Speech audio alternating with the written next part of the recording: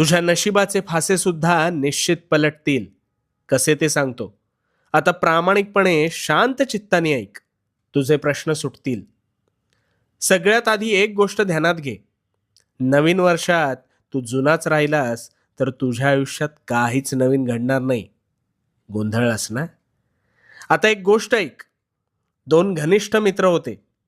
एक हलाखीच्या परिस्थितीतून संघर्षातून जात होता, तर दुसरा ऐशोआरामी जीवन जगत सुखाचा उपभोग घेत होता. त्या गरीबाला नेहमी वाटायचं आपल्यावर देवाने काहीतरी अन्याय केलाय.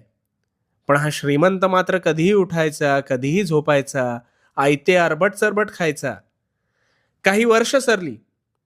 गरीब मेहनत करत होता, पण त्या मेहनतीला बळ आलं आणि त्याच्या घरी लक्ष्मी नांदू लागली. तर दुसरीकडे संपत्ती असून सुद्धा श्रीमंत मुलाला शारीरिक हालचाली